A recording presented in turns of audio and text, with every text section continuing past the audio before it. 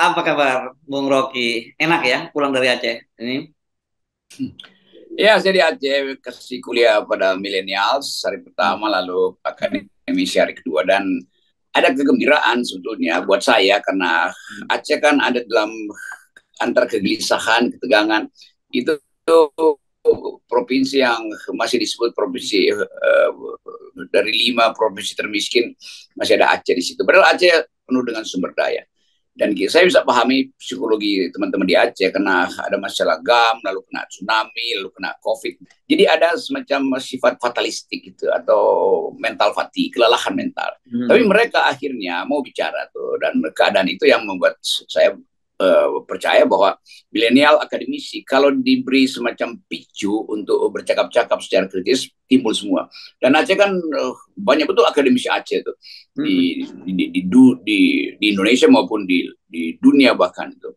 Dan tidak ada kabinet di Indonesia yang tidak tidak ada orang Acehnya itu dari zaman Pak Harto. Ya, Jadi ya, selalu kita mengerti bahwa Aceh itu potensi untuk menghidupkan kembali harapan bahwa Indonesia ya, ya. bisa disusun kembali berdasarkan prinsip keadilan dan kebenaran. Gitu kira-kira. Ya, di luar yang serius-serius, tuh saya kira memang saya juga selalu terkesan dengan dengan Aceh itu karena satu makanannya enak, gitu ya.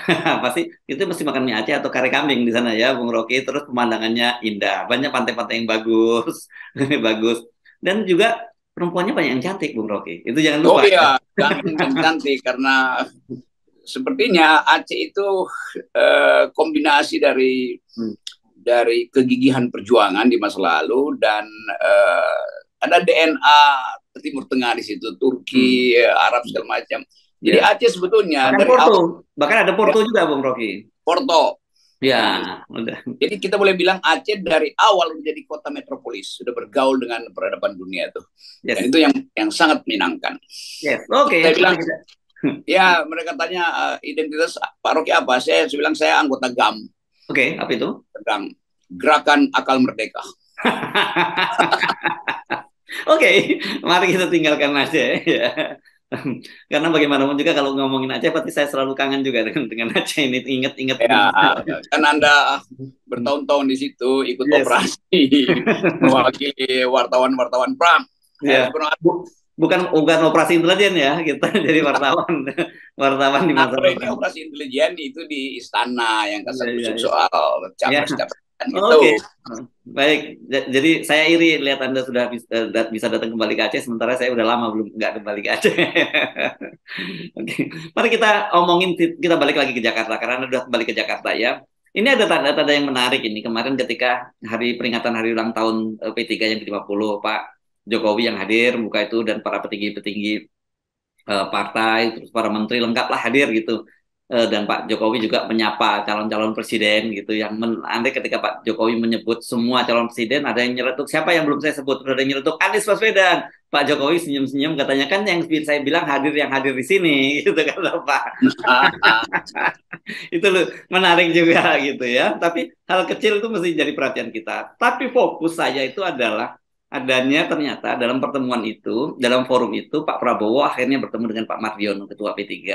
Dan ini dibocorkan oleh Sandiaga Uno. Sandiaga Uno menyatakan bahwa ada bercandaan antara Pak Prabowo dengan Pak Mardiono bahwa pinjem dulu ya. Maksudnya pinjem dulu Sandiaga Uno-nya. Apa itu artinya, Bung Rocky? Ya Sandi tentu senang karena dia bisa dipinjam-pinjamkan tanpa bunga tuan. Hati-hati kalau ngomong soal pinjam-pinjam sangat-sangat Sandiaga Uno ini.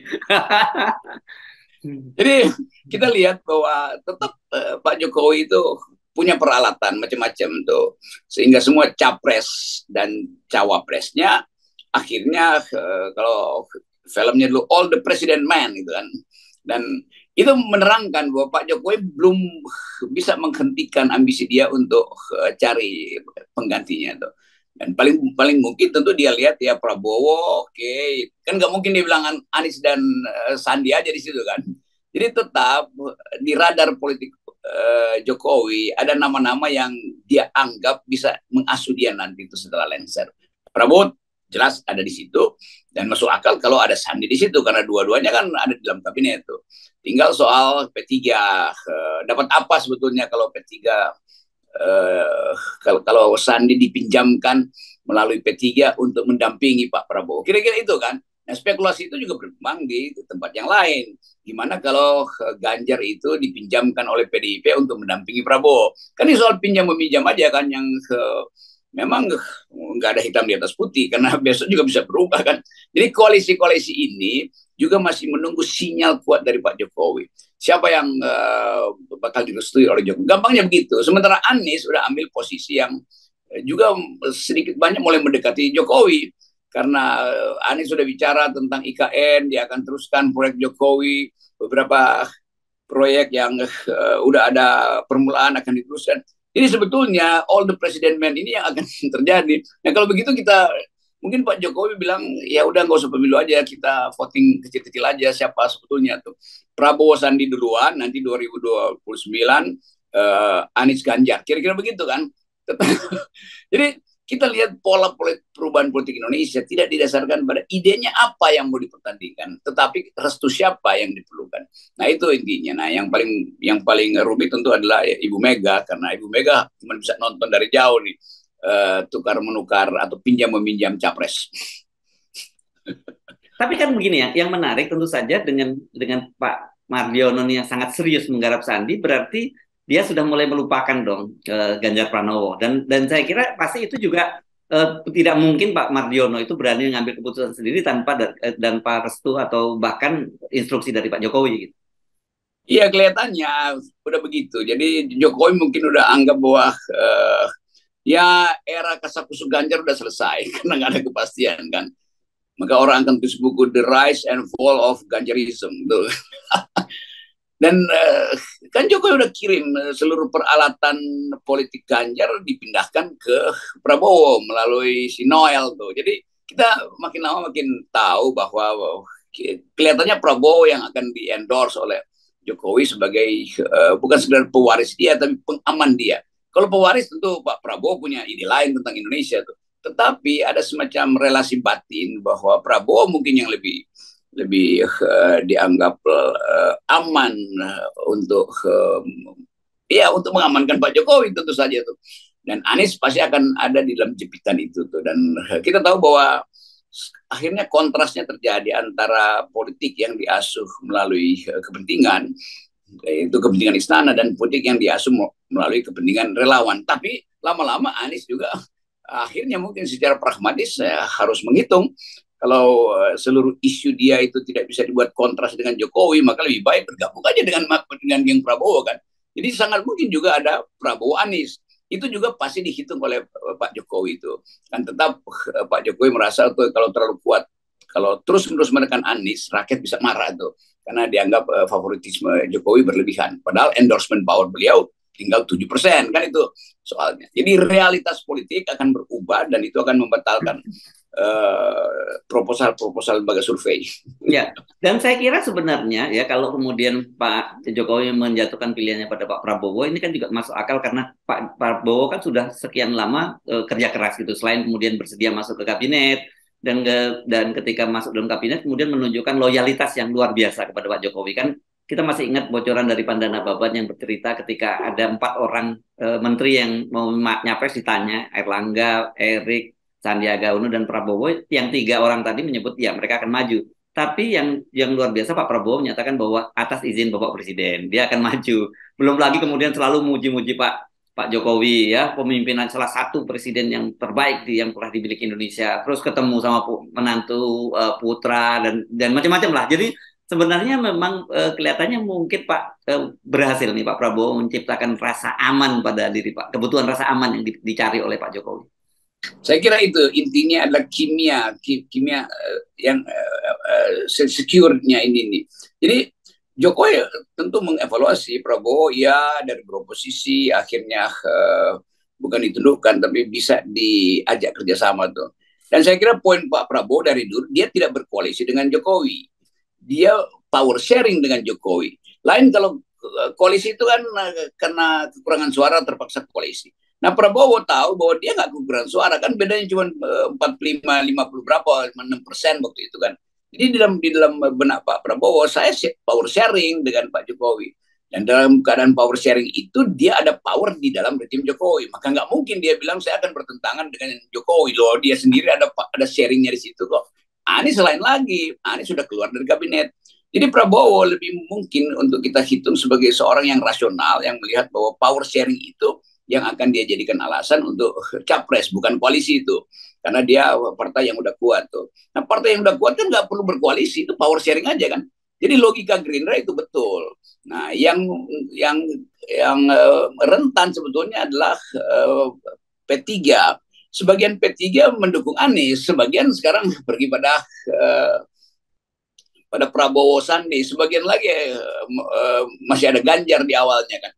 Jadi P3 kan di awalnya didesain untuk Ganjar melalui KIP itu, tapi kemudian ya karena perubahan politik partai yang terlalu kecil untuk mandiri, maka ya bisa disisipkan di situ kepentingan Pak Jokowi itu. Dan kelihatannya itu udah agak fix bahwa P3 akan mempromosikan Prabowo, tinggal deal siapa cawapresnya. Ya pasti Sandi, karena Sandi dipersiapkan untuk memimpin P3 kan. Jadi hal ini adalah tukar tambah yang sangat oportunistik atau sangat pragmatis minimal. Ini kelihatannya opsi Ganjar untuk di KIB udah finish ya. Dia tinggal berharap dari PDI kalau mungkin ya. Kalau dia masih mau maju juga ya. Ya kelihatan Ganjar udah lipat-lipat baju relawan ya, karena ditinggalkan relawan itu kan secara psikologis menyakitkan itu kan. Orang menganggap bahwa ternyata Ganjar tidak bisa memastikan bahwa dia adalah tokoh. Demikian sebaliknya relawan tidak bisa percaya bahwa Ganjar bisa diasuh secara mandiri itu. Jadi Ganjar sebetulnya dia dijebakkan dalam persaingan antara Mega dan Jokowi. Itu juga ya kesalahan Ganjar sebetulnya. Kenapa mau dijebakkan di situ? Dan tidak secara cepat-cepat membaca apa kepentingan PDIP dengan untuk persaingan dengan Anies. Kalau Ganjar baca cepat-cepat, mungkin Ibu Mega akan anggap oke, Ganjar aja. Tapi selama Ganjar diusung oleh Jokowi tanpa persetujuan PDIP, maka Ganjar disebut sebagai ya tidak sopan. Dan bagi Ibu Mega yang udah berusia menganggap bahwa ya ini anak durhaka kira-kira tuh. Jadi ini soalnya tuh, soal psikologi di antara Jokowi dan Megawati. Ya, dan ini makin seru ya. Belum lagi kalau kita bicara soal Erick Thohir gitu, yang kelihatan juga diberikan peluang yang besar juga oleh Pak Jokowi dengan dia kemarin terpilih menjadi ketua umum PSSI. Itu kan juga menunjukkan itu nggak mungkin terjadi tanpa ada blessing dari Pak Jokowi juga kan. Pasti, dan Erick Thohir tahu bahwa dia tetap pointful, dia tetap ada poin di dalam politik karena ya modal terutama dan kedudukan strategis dia di beberapa organisasi itu terutama PSI sekarang. Jadi Erick Thohir juga ya kita dorong aja supaya udah ucapin aja bahwa saya mau jadi wakil presiden dan saya mau berkampanye dengan ide ini supaya mungkin dilirik Prabowo atau dilirik siapa aja tuh. Jadi jelas dalam semua kalkulasi matematika politiknya tetap ada rumus dasar dari Pak Jokowi. Itu saya ingin mengendorse siapa yang mampu minimal tidak mempersoalkan proyek-proyek saya dan politik saya setelah 2024. Terutama yang disebut dinasti Jokowi yang mulai terbentuk tuh. Antara Gibran, Kaesang, siapa lagi itu Bobby. Kan semua itu ada di dalam rekaman pers, rekaman publik tentang sesuatu yang dianggap kok di dalamnya kelihatan ada ambisi yang berlebihan tuh.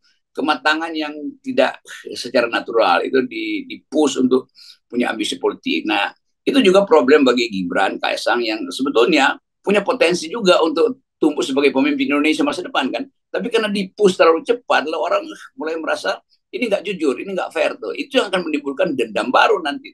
Jadi Pak Jokowi sebetulnya punya dual psychology itu antara dia sendiri yang berupaya untuk mencari basis legitimasi baru kalau dia Lancer dan kesiapan dia untuk mengedarkan semacam harapan bahwa putra-putranya bisa masuk dalam politik Indonesia.